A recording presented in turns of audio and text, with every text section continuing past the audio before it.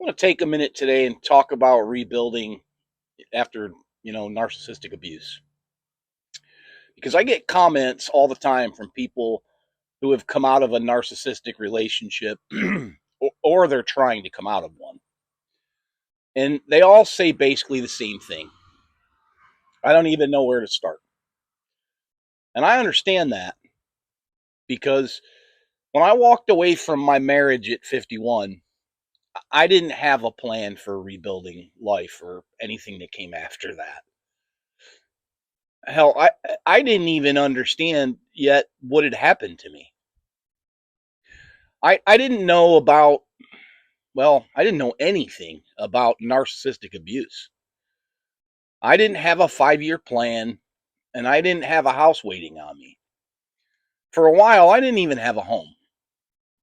So when somebody asks me, Ron, where do I start?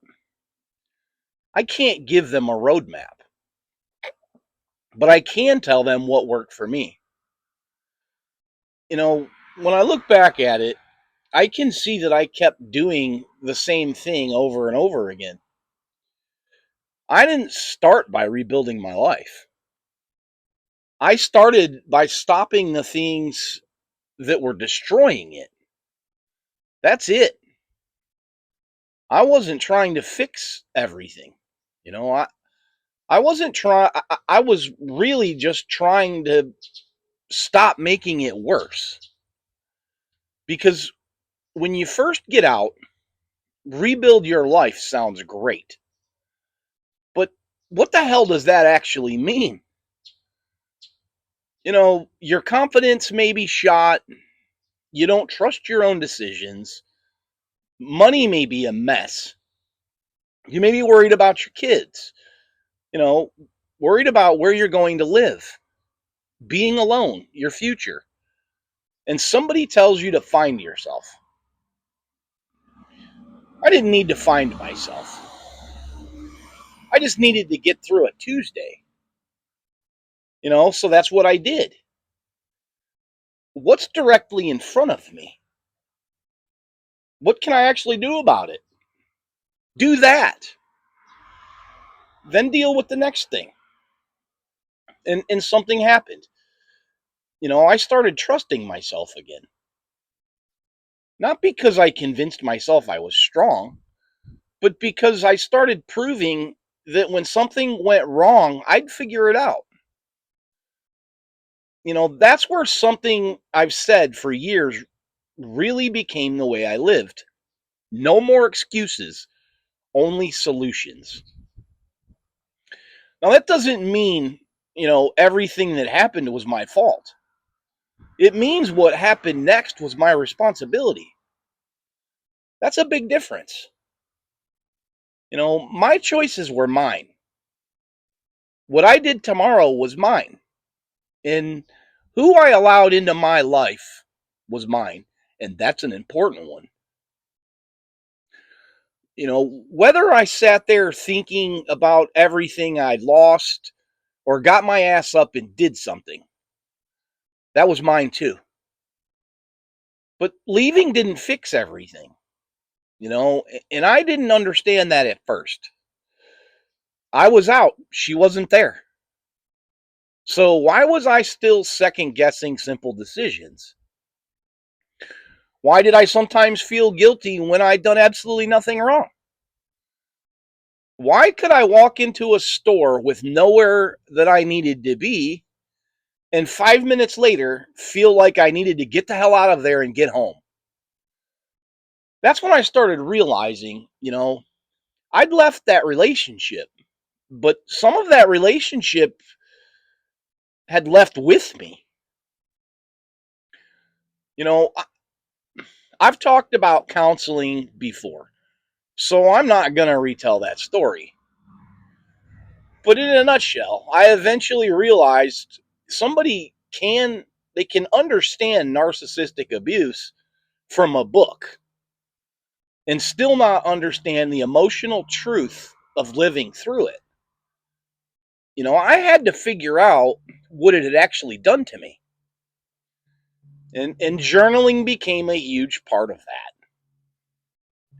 And I've mentioned it before. I'll put the link to the one I use in the description. It's not the end all be all. I'm sure there's probably better ones, but that's the one I use. Anyways, because, when I put something on paper, I couldn't bullshit myself quite as easily. And why did that bother me?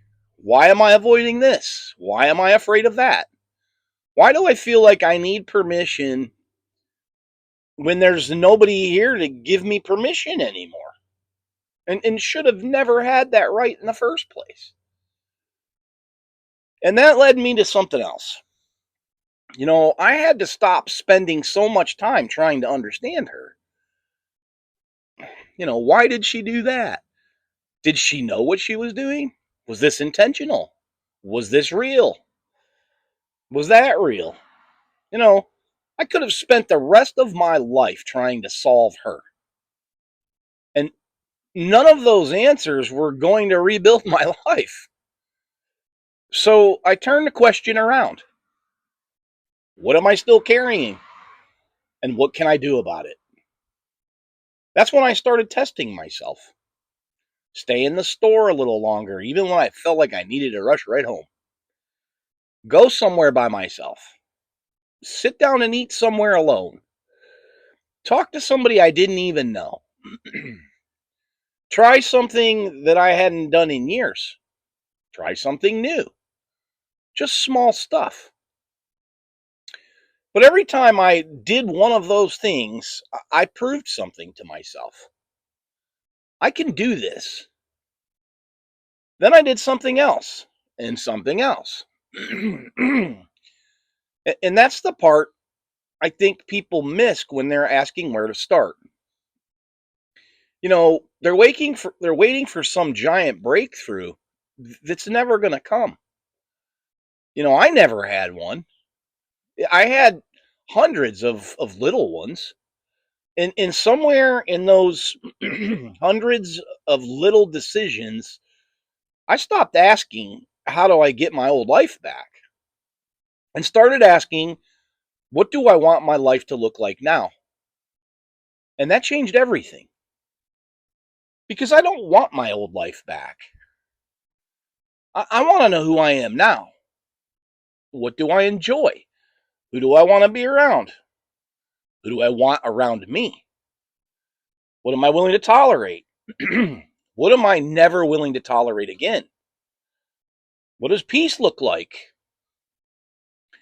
And what actually makes me want to get up every morning and live? I didn't answer those questions sitting around thinking about them. I answered them by doing things. Getting out of the house, going places alone, trying things, meeting people, sitting down with a few older guys at McDonald's every week. Eventually starting this channel. None of that was part of some master plan. I kept just putting myself back into life. And my life started getting bigger again. Notice how that works? So if you're sitting there right now saying, okay, Ron, where do I start? Well, here's what worked for me. Forget the 5-year plan. Forget proving anything to your ex. And forget showing everybody how well you're doing. Stop it. Look at your life today. What's one thing that you can make better? Just one. If you isolated yourself, go somewhere. You stop doing things you enjoy, try one again. You're afraid to do something alone? Do something small alone. Your finances are a disaster? Don't try to solve 20 years tonight. Deal with today or maybe this week. Not all of it. Because every problem I solved gave me just a little more confidence to solve the next one. Every decision I made the next decision easier. And eventually, I wasn't just surviving anymore. I was building something. I thought when I left that I needed to know where I was going. I didn't. I just needed to stop going backwards. 4 years later, I'm still doing this. There are things I want to change and things I want to build, things I'm still trying to figure out. But there's one enormous difference. When something goes wrong, today, my first thought usually isn't, I can't handle this. It's, okay, well, what's the solution? That's probably the most valuable thing I've gotten out of these last 4 years. Not a perfect life, not all the answers, but trust in myself. Trust that whatever happens next, I'll figure it out. So if you don't know where to start, you don't need to know where the whole damn road goes. What's directly in front of you? Start right there. Y'all, I hope this helps someone. And I'll see you in the next one.